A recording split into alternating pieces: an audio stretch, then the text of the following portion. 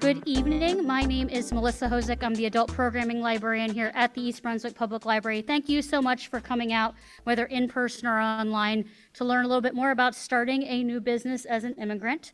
This event is co-sponsored by the East Brunswick Regional Chamber of Commerce.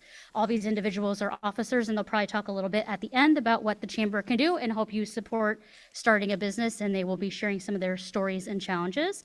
This event is part of Welcoming Week, where we invite everyone in our community, no matter where they're from and their background experience, to resources in our community. Everyone is welcome, and we try to provide as many resources and connections as we can.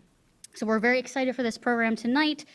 We have 3 different individuals, all with different backgrounds, different stories, and different businesses to share with us. So Sunit Patel, who's the president of the East Brunswick Regional Chamber of Commerce, Pragati Parikh, Esquire, first vice president, East Brunswick Regional Chamber of Commerce, and Ronnie Lee, secretary for the chamber as well, and our community's cheerleader.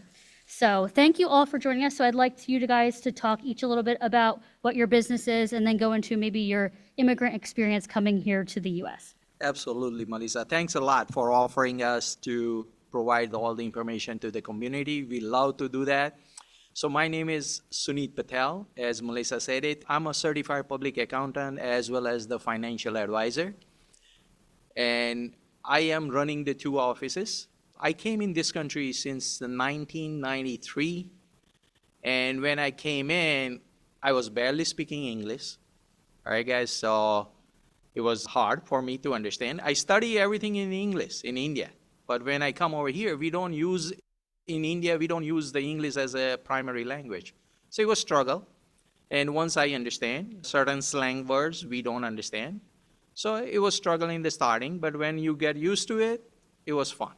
All right, so let me give it to mic to Pragati. Hi, everyone. My name is Pragati Parikh. I came to United States when I was about 9-10 years old.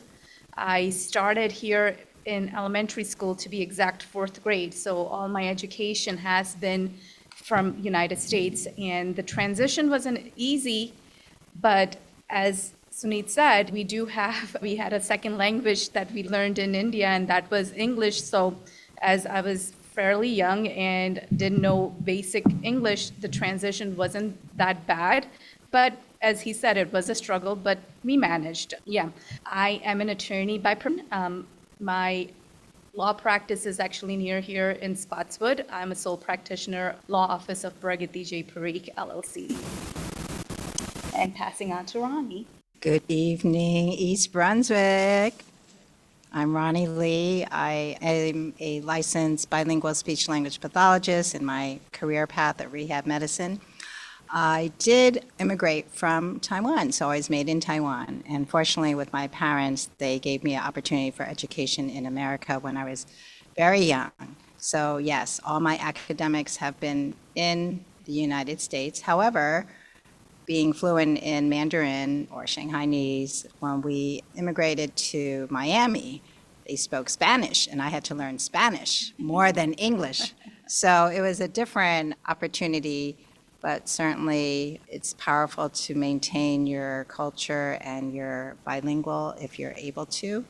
And so my career path in rehab medicine has been at NYU Downtown Hospital, acute care, and servicing an acute care population with physical therapy, occupational therapy, speech therapy. You're working with the medical disciplines. I did a lot of acute care stroke patients, endoscopies for swallow studies, pulmonary, trach patients. So there is a lot of multidisciplinary with the medical team.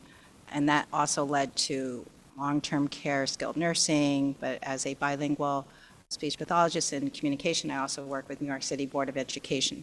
So the consulting is diverse, and also teaching ESL for many Touro College in the evening. So New York City offers many opportunities for you to engage. But the biggest end is you have to build your camaraderie, your community, and the resources will come to you because those are the opportunities you create. So I'll pass on to the next question, back to Melissa. Okay, so you all have very different backgrounds and different interests in the careers that you have chosen, or at least have come your way, because paths obviously change over time. When you did think about wanting to start a small business, What challenges did you find? How were you inspired to get in there? And how was that first step in the journey of starting those? All right, so first of all, like when I came in this country, my background was a chartered accountant in India, lawyer, and cost accountant. So it looks like I overstudied in India. When I came over here, evaluated my degree, and when they asked me, like, okay, you are qualified to appear in the test. So once I got all my licenses, I was still working as a financial officer in the cheese manufacturing company. And the company has decided to move from New Jersey to Miami. But during all this process, even though when I was working, I always preferred to have other option open. So I had started my part-time business in which I was only serving my friends and family for all the accounting needs, business tax services, as well as financial needs for investment and retirement plans and all that stuff. So I already have that in my mind, right? Once company decided to move to Miami, I'm not moving to Miami. I said like, hey, I'm staying over here. I have family. And that's why once that decision I made by me, and my wife always support that decision. So that's how I started in the business. So right out of law school, I was able to get a job working at someone else's law office, and that went well. Needed experience, needed a paycheck to pay rent and student loans. So job was it, and I was able to do that. I did work for the law firm for many years, and in that time, I got married and had kids, and at that point, a decision had to be made with having young kids and their needs. And at that time, I had my parents who were elderly and in need of support as well. Having that 9 to 5 job, or sometimes needed to be late hours, that flexibility wasn't there that my family needed at that time. And at that point, I decided to become a sole practitioner, open up my own law office, put the shingle out, and I did that about 9 years ago, and it was the best decision of my life, I would say. Not only becoming my own boss gave me the flexibility I needed to raise my family and meet their needs, in addition to take care of my parents who were in need. With that flexibility comes other additional stress, right? When you go from getting a fixed paycheck versus, okay, am I even gonna have a paycheck this week or next week? So, but overall, my intent of becoming a sole practitioner was that I am able to take care of my family in addition to continue practice of law. And luckily, with struggle and hard times, I was able to do that and have been doing that for the past 9 years. That's fantastic, Pragati, because as a woman, when you're expected to have your family, but yet you want to pursue your career, and I was a New York commuter as East Brunswick. East Brunswick has so many commuters, so thank goodness for that. But I also have the New York license and New Jersey license because I knew I was going to be transitioning to come back.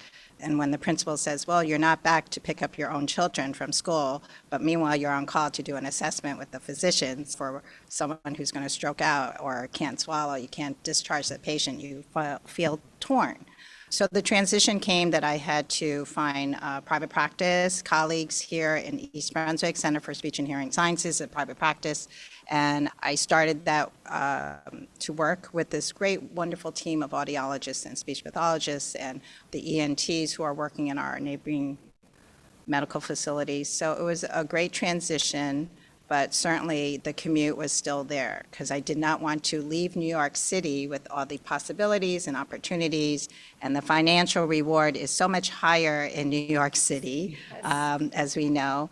But building a life in East Brunswick community has been so rewarding that you find yourself in a whole different career, a different pivot, a different life, building new friends. We were having friends just from the commuter bus. And if that's your only connection versus your own neighbors, and so you have to still think, where's your priority? But private practice is certainly hard work 24/7 because you're also writing documentation and reports, you're bringing it home. Insurances don't remunerate at the high capacity like before, so it's stressful in that manner. So I appreciate with Sunit and Pragati giving their same stories, pressure. I have a question that's not on our planned list, but did you find in this community or the communities where you were starting your small businesses, mentorship kind of things where there were people who were helping give that feedback, or even if it was just family members that were like trying to help you get through those processes, whether it's just emotional support, which as we know is extremely important, or helping you get the skills to grow your business and make those connections? Definitely. In the East Brunswick, actually, in the chamber, there are a lot of good people who personally mentor you and who will actually also help you out a lot. In my case, like, I personally read as well as watch all the positive videos as well as positive books in the morning. All right, so that's how I start my day. So, and also I connect with the people who are more uplifting and more positive. If the people are complainer or a crying baby, I stay away from that. That's the personal choice, because that's the only way you can control your thoughts, your behavior, what are you gonna do in the life, right? And that actually, my conscious decision helped me a lot, as well as my own family. They know it, like, okay, I'm more focused on certain things. And my both kids, my twins, as well as my wife, they always support it. Any question, concern we have it, we always discuss, four of us. They express their opinion very bluntly. They tell me I'm wrong, and sometimes it's hard for me to digest it, but I accept. And that's how I connect with the people who are more positive. So, and it helps me a lot to the mentorship. I also attend a lot of mentor seminars, which helps me to control my thoughts, basically. Mine is a little different. My kids are young, so going to the kids was not an option. Going to the parents was definitely not an option when they were dependent on me. But finding mentorship for me was a little difficult, to be honest with you, because the profession itself is very competitive. So finding an attorney who is able to assist and mentor you, I just did not have that opportunity come my way until just recently, 4 or 5 years back. And that is thanks to the East Brunswick Regional Chamber of Commerce. When I joined the chamber about 4 or 5 years ago, that is where I met different attorneys in the same field. And to my surprise, they were willing to help. And not just we were able to bounce off ideas, hey, I have this case and it's just a little difficult and I don't know how to handle it. Oh, and it was just amazing. And this a handful of 3-4 attorneys that we have in the chamber really came through for me because I needed that help, didn't know where to turn to. And luckily, they are senior and they had that experience and they were able to say, hey, try it this way or try it that way. And same vice versa, though they are seniors to me, certain field of law, that is not something they do, which I do. And twice one of the attorneys came to me and said, hey, Pragati, I have this issue. You do mostly this, I'm just doing this on the side. Can you guide me? Can you tell me what I can do? What are my options? And we were able to bounce off ideas and it worked. So I'm very grateful to East Brunswick Regional Chamber of Commerce, where I met these professionals who were able to help me and guide me and be a bit of a mentor for me, and vice versa. Well, at least hope I wasn't a mentor for them, but at least I was able to bounce off ideas and provide some type of support that they needed at the time that they needed. Ronnie? Yes, so for the speech and hearing sciences, right, I treated a lot of pediatrics and adults in our community in East Brunswick, but I would find that my professional association gave me the chance to go to continuing education. It's powerful. My colleagues were women, but also men, and we also just shared, because that was the nature of our field and industry. We're all helping the client, the patient, the families. You develop so many great relationships through the years. And even my patients from the acute care hospitals 40 years ago, we still keep in contact and meet. Even my colleagues, we come out every year to either meet up. So it's what you can bring to any organization. So whether you're in high school or college, I find that just try to get out and join organizations. You get your peers. You're going to have so much more opportunities. Fortunately, not only East Brunswick Regional Chamber of Commerce have given me opportunities to grow and look at all these magnificent champions in our community. Amazing. Who would know, right? So if I was always a commuter, I would never have a chance to be local. So when my career path in practice has changed, because now I try to represent more of community opportunities, bridge opportunities for professionals, but even families. So we work together with East Brunswick Recreation Parks in our community, sports, so vital for mental health, with tennis, pickleball, or cricket. So there's a lot of different avenues, and thank you to Melissa, Karen Perry, and Chris Barnes with the library, voting and coming out for Welcome Week. We are a town of immigrants. 30% of East Brunswick are of diverse populations, and more are coming to East Brunswick because of Mayor Cohen's redevelopment and revitalization. So we applaud the unity of our community and our diversity. So I appreciate just meeting with Sunit and Pragati and even being on a board with them to see them work. I learned so much. Thank you. See, Ronnie, I said, is our community cheerleader. She has the pom-pom, and you really helped, and we talk about all these different organizations do all these things, but sometimes we are not as connected as we could be. So we don't realize how we can help each other. And it's cool, like we have a member of the library who's part of the chamber, represent kind of the nonprofit world and how those connections are important. So bringing everyone together is a really important thing. And actually that leads to another question. You said we're diverse. It's a third of the residents are not native born. There are 28 plus languages spoken in the schools. So how do you take your experience with your culture, your immigrant experience, knowing your communities and living in your communities and helping make that a really good small business owner? And how does that make you feel that you are successful using that experience? What unique qualities does that give you? Because I think it does. Yeah, no, definitely. As you said it, like we are a diverse group in the East Brunswick community, right?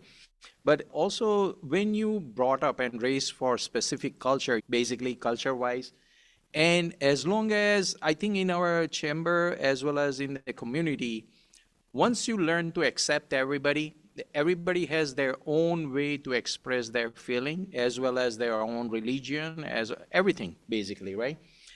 This community actually help us a lot because there are each community, whoever is living in the East Brunswick, they all have their own celebration, which actually run as well as support by township.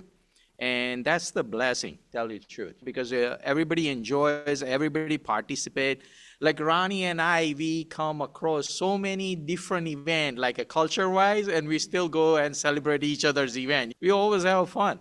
We always have fun. So I think that's the unity as well as cultural diversification always bring people together. That's what I feel over here.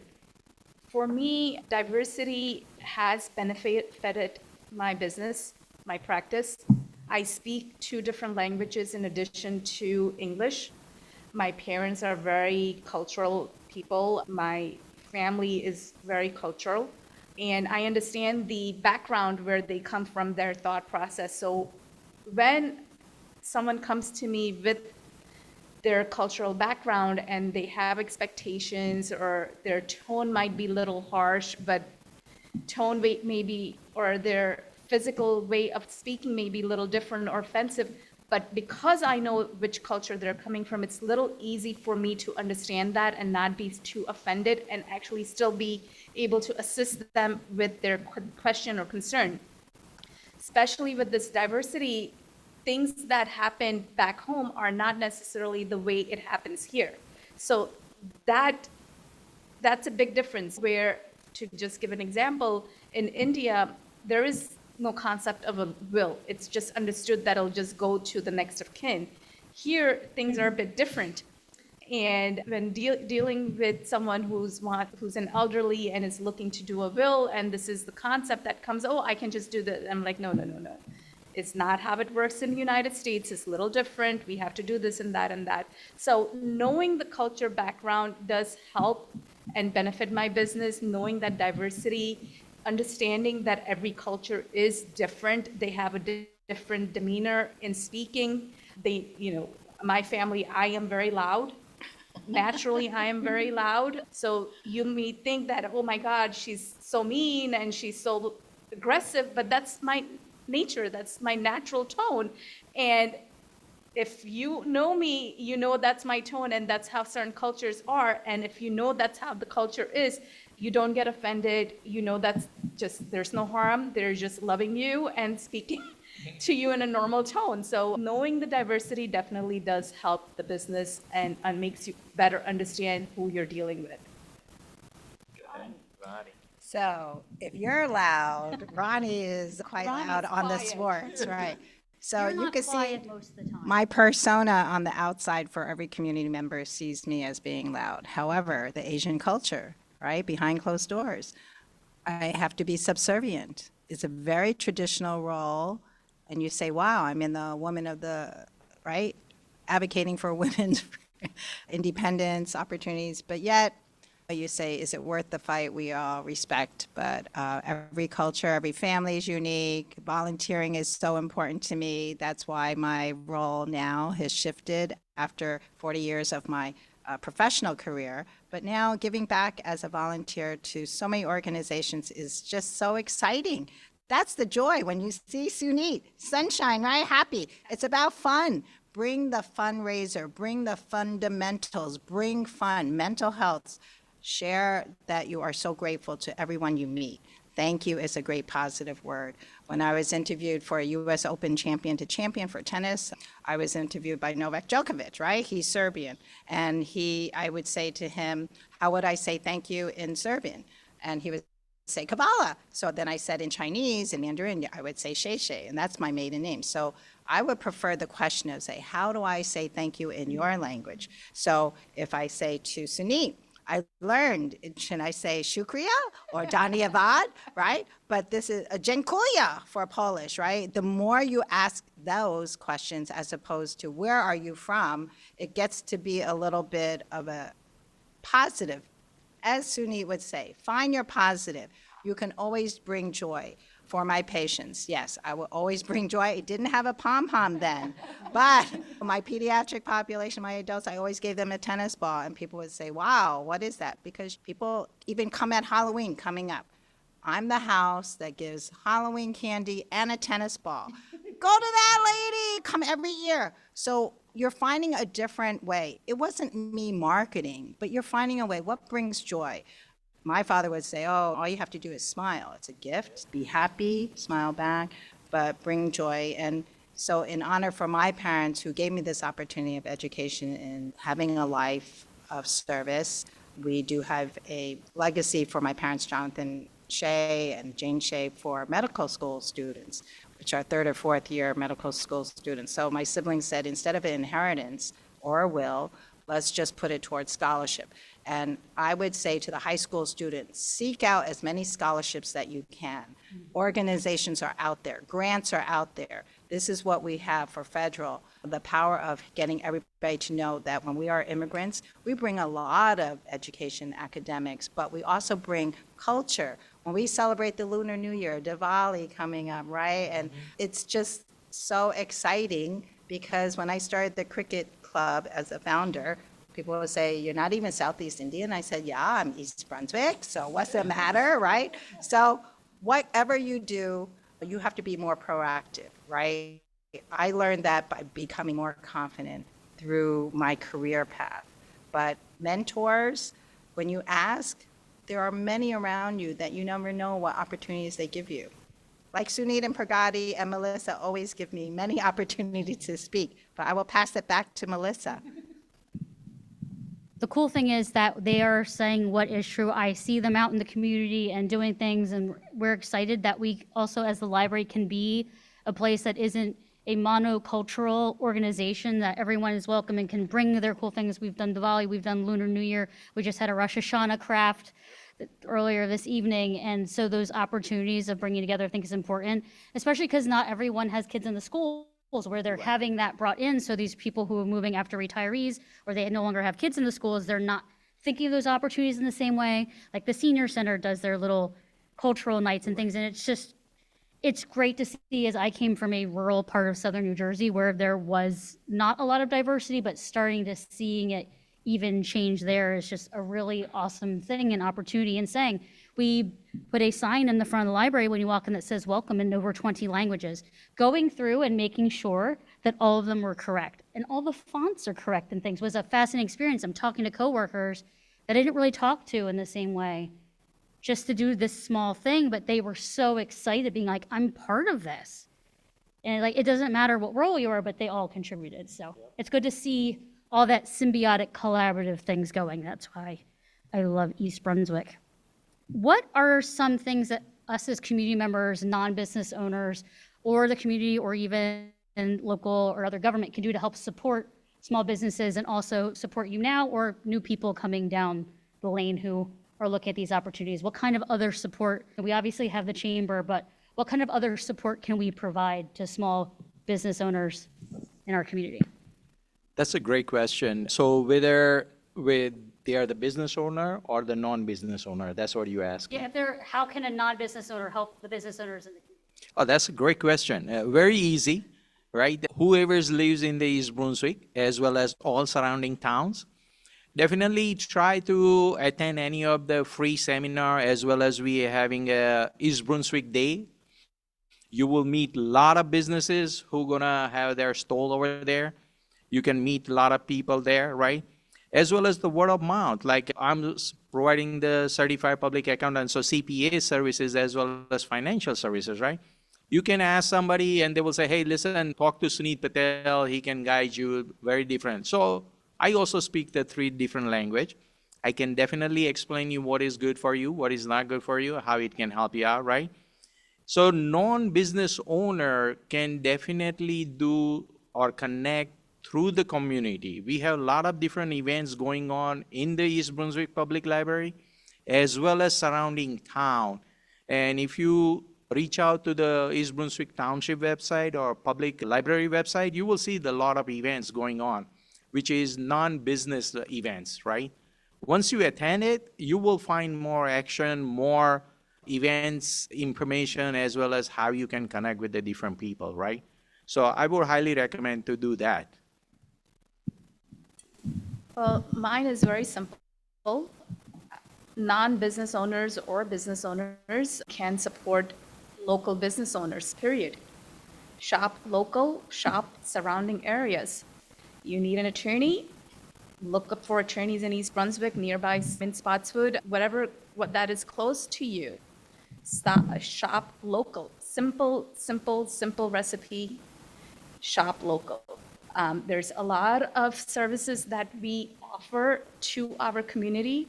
I mean, as I mentioned that my office is in Spotswood, there's a local bank that people go into there, and if they have an emergency and a legal question, I had received multiple calls. Hey, Pragati, can you help this customer of ours out? I think you can guide them. And sure enough, there was no cost, there was no service, but they were in a need. And no one was able to give them that path, that direction that they needed. And the only reason the connection happened is because it's a local business to business referral. There was no money exchanged or anything like that, but just helping one another out. And sometimes in helping one another out, you may exchange business and you may exchange services, professional services or so on, but at least you're building that community, you're building that relationship. So my overall thought is shop local or surrounding nearby areas. I agree with all your leadership, innovation. It's really about bridging any gap. The next person you meet, even our audience member, can bring huge opportunities in a new pathway that we would never have explored. So our community does support local businesses, and that's why our East Brunswick Regional Chamber of Commerce supports so much of our community, because that helps grow. Just our chamber has really grown so differently since COVID. And we're really proud of our membership increasing with the amount of nonprofits engaging, as well as small business owners, but also so many businesses are having ribbon ceremonies, as you've seen in East Brunswick. Every week, we have a new business that wants to be shouted out or celebrated for their 25 years in service to our community. That's remarkable. And even for us to give them recognition, because that shows you, oh, we are a partner. We're a bigger family than just your own immediate. Yes, we're all taxpayers, but all these innovations that are going on Route 18 with the redevelopment and revitalization. So we appreciate programs like Vote. We're coming up, Get Out to Vote, which is Melissa put that out and registered so many yesterday. And hopefully in November, we have the candidates for Board of Education, so vital, our own Mayor Cohen up for reelection. But to come to America, to have that freedom to vote, that is when people die and people are not voting, I always impact that when people have given their lives of sacrifice, we really do have to show that honor and respect. And return, what can we be of service? And yes, as my slides of Dr. Martin Luther King is really, everyone is a great, right? Because you can all serve, you can all do a feedback into your community. You can make the difference. Margaret Mead would also say a small group of people can make the difference when you work together.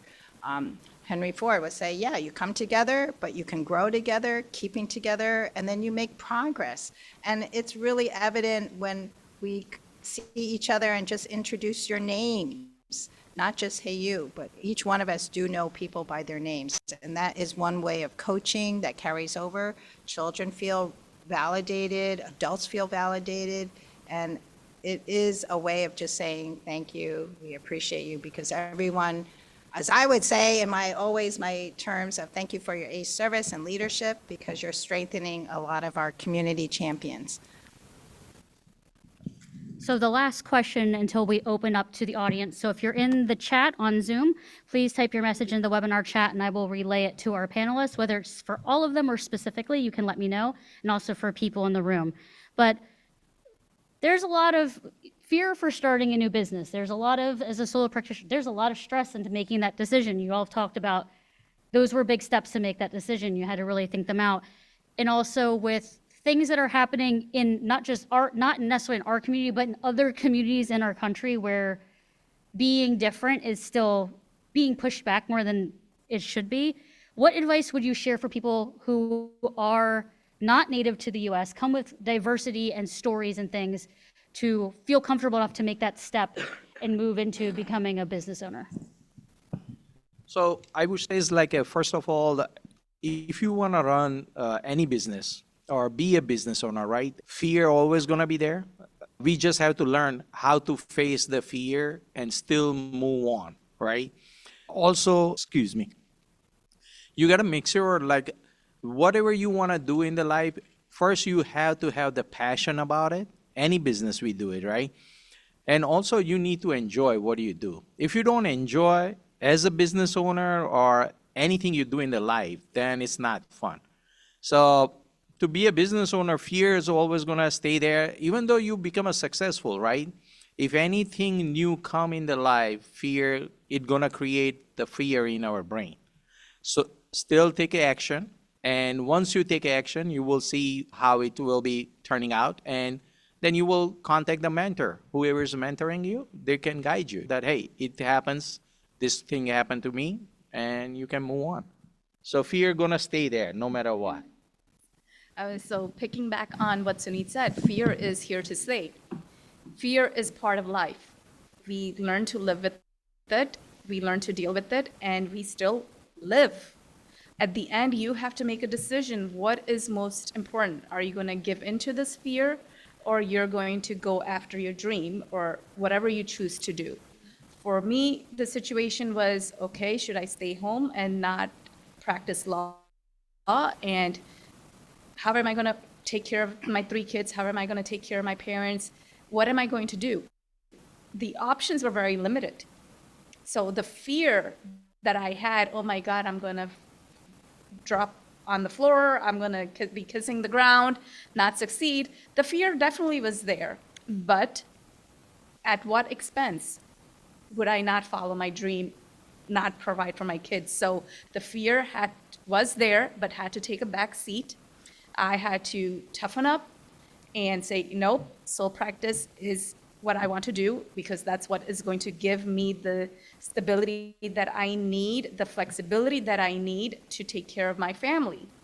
And I've been practicing law for 22 years, and guess what? That fear is still here. It's still in my back seat.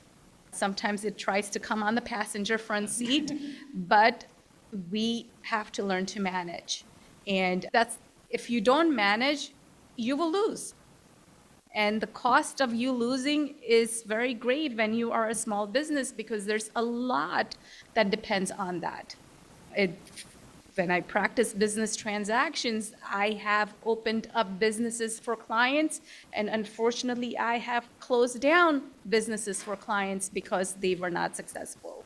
And I have seen both ways, and I tell you, it's not easy to see someone go down, their business go under, rather for whatever reasonings that there may be. So as Sunit said, if you truly have a passion, and you do want to have that passion because you are investing so much into this, right? So much energy, so much time, so much, there's probably cost related, right? So much money that's going to go into this business.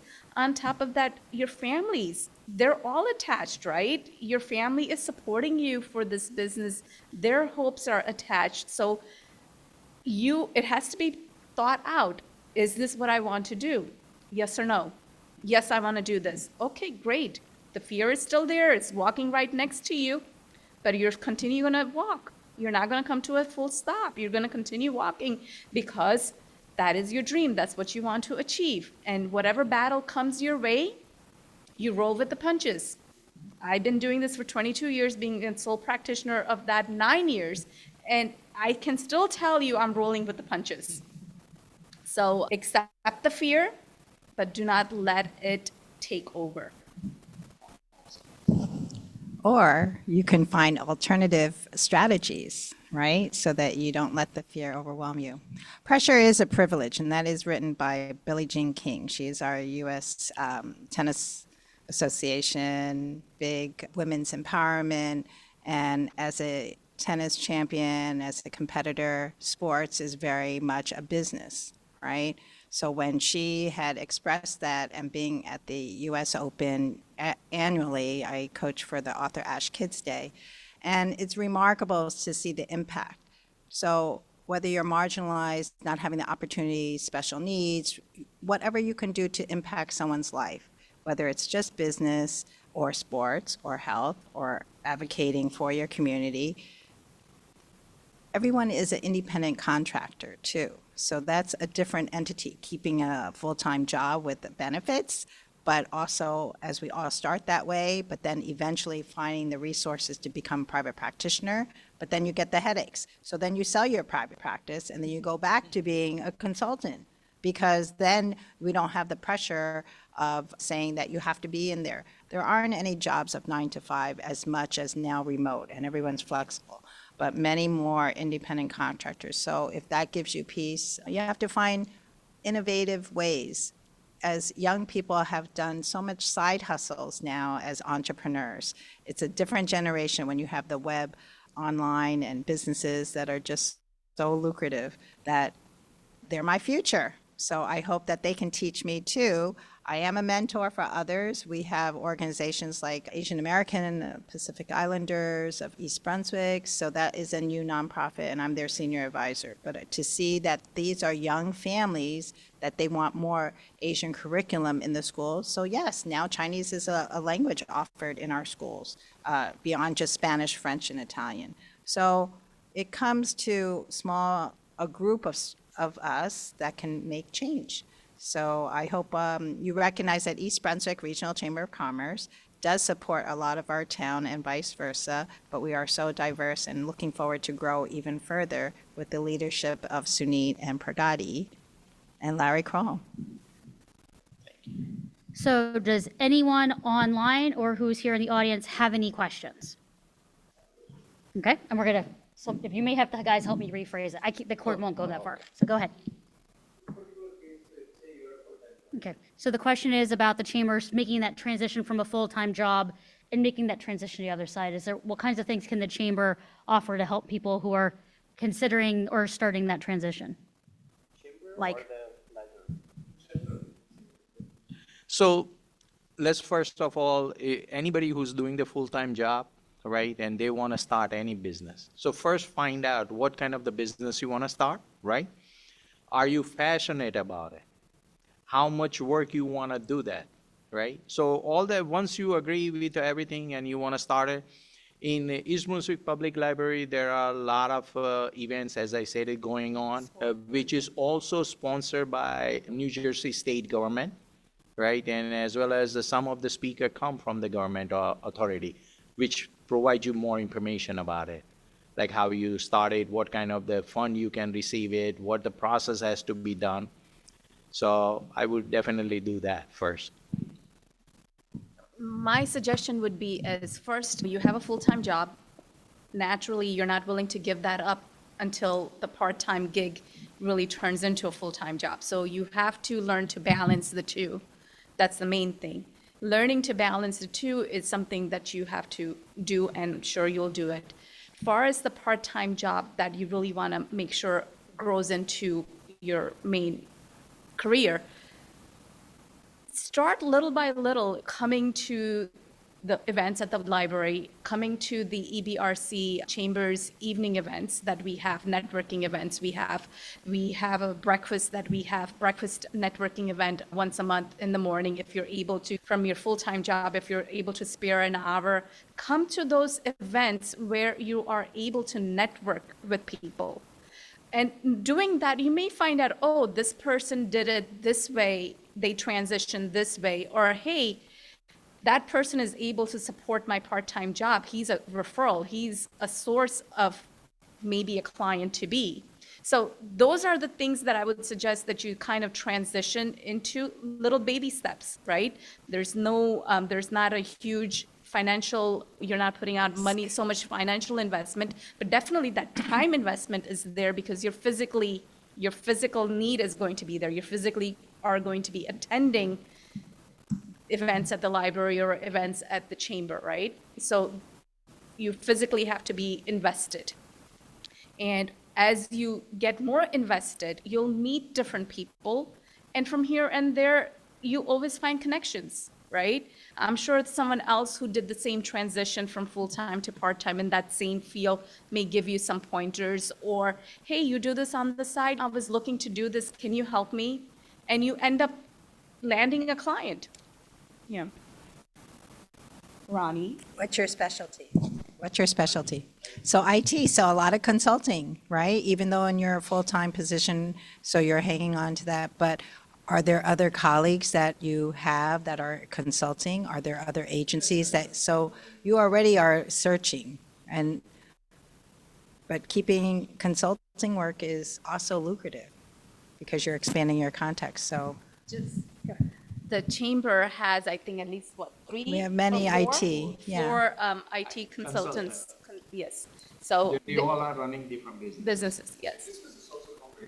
With the coming of a gang, it is passion.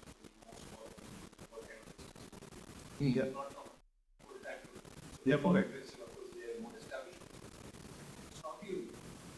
You have to know yourself, right? You're not, yes, you're competing for work, but you're not competing with someone else. What your strengths are.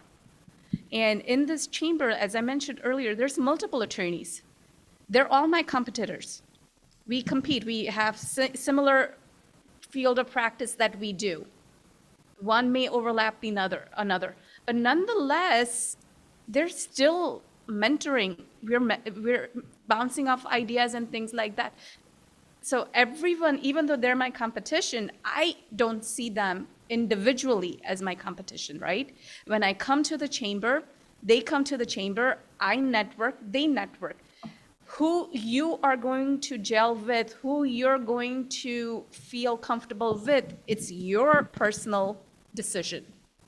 It may be that that person has 20 years of experience, I may have 10 years of experience, but you feel more comfortable with me, and therefore you'll go with me. So everything I wouldn't judge as a competition, because at the end, your own personality brings a lot to the table. I agree with Pragati because if you come at our chambers event, you will find 9 CPAs, 12 financial advisor, but I tell everybody I'm the best. Right? Because everybody has a strength as well as everyone has a weaknesses. So what's your strength, what is your weaknesses, right? And as everybody say it, like all the people not gonna like or pursue you, right? Everybody likes different things, different people. So never see everybody as your competition. Always says like, okay, I can do it. And as long as I'm true to my work and I can help somebody out, they will definitely become your client. So you start little by little, as Pragati said it. So we're talking about all these events. The library has an events calendar online. If you go to ilove.ebpl.org, you'll see our events calendar button. You can subscribe to our weekly newsletter. We have a monthly Take a Business Break with local CPA Ed Mendlowitz, who basically has so much experience with so many different kinds of things. He talks about different topics, whether it's personal, finance, or starting businesses. I believe his November one is going to be more about starting a business. The Chamber does their networking breakfast here. We have access to Reference USA and other databases that help small business owners. We also are a location for SCORE's Princeton chapter, who helps with mentorship in small businesses as well. Those programs are free, so you can sign up for those as well. So there's definitely opportunities. And does the Chamber have an events page? Yes. Once you go to the Chamber's website, right, it's www.ebrcc.org. Click on event, and you will see event calendar, and there are a list of all the events we listed right away. And one thing I did want to add is to attend our events, you do not have to be a member. We prefer you're a member, but you can come in as a guest, as a non-member. You can come and visit us per event, check us out. And then if you think, okay, this is a chamber that is for me, I like the people, then we encourage you to become a member. So we do have an opportunity to just come and check us out, and I think that may serve your purpose in seeing what the chamber is about and trying to meet people who may be doing similar to you, part-time and full-time gigs and so on. I don't seem to have any questions in the chat, but is there anything else that you want to share about any advice that you have for people out there who want to start a business, something you want to say about the chamber that you found very helpful and beneficial, or tie this all up in a lovely bow in the evening? I'm very lucky to have joined East Brunswick Regional Chamber of Commerce because it opened up a whole nother community and family of outstanding professionals, but just community champions. Who knew that your own neighbor would be so diverse and talented? And who knew that you can have a new friendship? Who knew that you could grow in your post-career life with another business or another opportunity that make you feel like you've been reborn, refired, rewired, more energized? So you've seen the personalities of Sunit and Pragati, right? So vibrant. And Melissa, always as the adult educator with services, has been so remarkable for our community. And when we partner with East Brunswick Public Library, East Brunswick Recreation and Community, which is EB Day on October the 6th, the first Sunday, please come out, everyone who can, and you'll see 5,000 participants and more at the Community Arts Center. You're going to see just this wonderful, when we have 50,000 residents, but then when you see every organization come out, not only for the businesses, but for the township administrators who put out such hard work and opportunities. The recreation program, the youth council, Love Serving Daisy, they're so numerous, but every organization, and Mega Holy that came out, they're having these cultural celebrations, Lunar New Year with the lion dance coming out Yeah. of the library and into the courtyard when we have these market fairs. Winter Wonderland, there are so many, as you know, East Brunswick Recreation, .org, and you'll see the community events. So I'm sure if you're a resident here, then your family is involved because I'm sure you have participated in East Brunswick. So my last words are, I would say thank you very much, 谢谢, for giving me the opportunity to share the time with Sunit and Pragati from East Brunswick Regional Chamber of Commerce, but certainly for Melissa, Karen, and Chris Barnes from the library for doing such remarkable work. So I am appreciative. Thank you so much. I would say it's like East Brunswick Chamber provides you more opportunity to do any kind of the network, right? So the person, whoever wants to do the business or even wants to get them more connected with the community, Chamber of Commerce in the East Brunswick Regional Chamber of Commerce is actually so vibrant, so open that you will find same field, variety of the people, or variety of the field, and the same people. So you will find a lot of experienced people who can guide you properly without charging you any fee, right? Same things like we always appreciate the people who wants to give back to community, right? That's our vision for our chamber. Don't just focus to take everything, also focus to give back to the community. And that makes our chamber more successful. And that's why a lot of people in the chamber member getting help from each other. And we refer to each other, right? Ronnie referred to me, same thing, I refer to Pragati referred to me, So we work together and support each other by helping each other out. So that's how chamber can definitely help you out. East Brunswick Regional Chamber has close to 300 members. Of that, on an average, we see about 90 members attending our events, which is a decent amount of people coming. That in itself speaks for itself when you have that many people interested in coming to a breakfast at 7:45 in the morning. And when we had our happy hour, we had about the same, 80 some odd people come to our happy hour event. And that, again, speaks volumes to itself, right? People are interested into network. And why would people continue coming if they are not receiving anything, right? So that just kind of fills in the blank. But what I do want to piggyback on from Sunit is, number one, when you come to this chamber, or I would say any place, any networking place you go to, the expectation should not be, what am I going to get out of this? And if that is your expectation, you're wasting your time, you're wasting your money. Come with the expectation that, hey, I'm going to go network and I'm going to meet new people and hopefully I'll make new friends. If you go with that expectation, you will come out ahead. It took me, I've been part of different chambers and I was there for multiple years and did not get any business. I came to this chamber 5 years ago, as I said, and it took me a few months because you, number one, have to come regularly, right? How are people going to know you if you don't invest your time? And soon enough, I started making friends. People started remembering me, and we became friends. And from there, it took off to business referrals. So if the expectation is I'm going to attend EBRC breakfast event or a happy hour or whatever event, and I'm going to land a client, no. And the expectation is, what can I offer to this chamber, right? Versus what the chamber can offer to me. It works hand in hand, but if you come in with the expectation of what can I offer to this chamber, that's going to take you out in the long run. It's going to give you more success in the long run because this chamber does have a lot of things that you as an individual can offer to this chamber.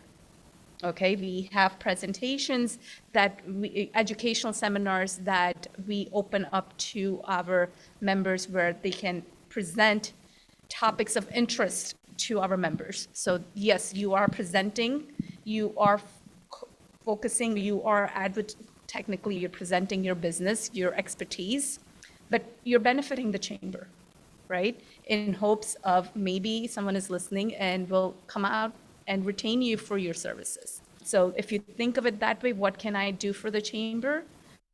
I think you'll come out much ahead. Yeah. So is there something like a summit or a way of places where people can congregate and pitch ideas and think tank? Is there any opportunity like that? Yeah. Is there something in the chamber that does anything like that? Currently, we have the committees and the panels who does that, right? And it's only members participates in there, right? Non-member, we haven't opened up for the non-member yet. That's a great idea. We'll definitely keep in mind. But currently, we have only for member, and which is like a panel presentation or discussion in the committees. So we have several committees who are bringing different ideas and or present that one to the board of director. And then all the board of director, we have it. Majority of once the decision made, we go for it. Yeah. Yeah, no, definitely. Yeah, but with that, Yeah, so, no, I agree. But without the action, idea is nowhere to go, right? So basically, it's always great to have idea, but also if you walk it through, like, okay, I'll do these steps, what would be the ultimate result? So your expectation is this specific result. Until you do that action, idea not gonna fulfill. But same time, if you are ready to take action, but there is no idea, then it's also useless, right? So it goes hand to hand. Well, I think we've used up our time for the evening. This has been recorded. We'll edit it down and post it on our YouTube channel. We'll share it with the chamber. So hopefully it'll be shared across social media as well. Thank you to everyone who participated. Thank you to people who will also be watching the recording. We know how busy life is, and sometimes you have to do things in an asynchronous way. But take care, everyone. Thank you all for joining me and sharing your stories. Thanks It's a so lot, good to Malaysia. hear- Appreciate it. hear the story and hearing about success and all the different backgrounds there are. So thank you, everyone. Be safe and be well. Thank you very much, guys.